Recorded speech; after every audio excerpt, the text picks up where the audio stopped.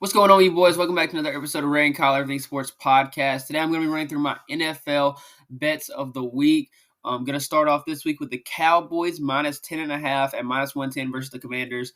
This Cowboys team is good. Do I trust them against good teams? No, I don't think anybody does. But against the bad teams, we've seen that what they've done. They've made a name for themselves by beating up on the bad teams. I mean, they're putting up 40 and a high 30s against these terrible teams. So I'm not saying the Commanders are terrible, but for a not so great team, I think that the Cowboys are going to come out and smash them like they've been smashing teams of that caliber.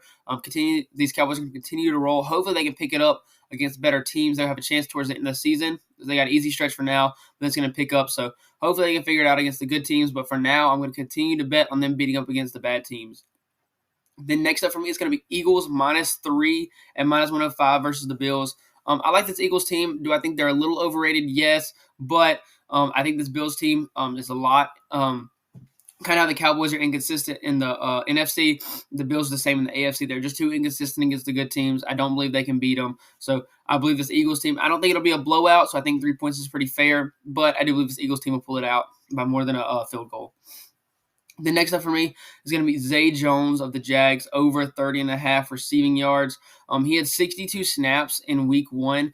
It hasn't been healthy since. So I feel like whenever he's healthy and getting all of that snap count, getting all that usage, I feel like he'll easily go over this 30.5. I expect him to be in the 40s, maybe 50s. So I feel like this is going to be a good game against the Texans, and I feel like they'll need him. They'll need this passing game and be close the whole way. So I feel like this passing game will be a big factor if the Jags want to win, so they'll need him.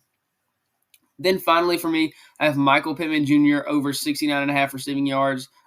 They're playing the Bucs this week. This Bucs defense is 31st in passing defense. They're not good against the pass, so that's a dream matchup for wide receiver ones. And then you look at Michael Pittman, who's also had 80 or more receiving yards in the last 3 out of 5 games. I expect him to be big this game. They're going to need him because I do believe in this Bucs team more than a lot of people do, so I could see this Bucs team pulling this out. But with them being that bad in the passing defense, if they can come out and pass against them and use Michael Pittman like they need to, he'll go well over that and they'll win the game. So thank you, boys, for locking in with me, and I'll see you next week.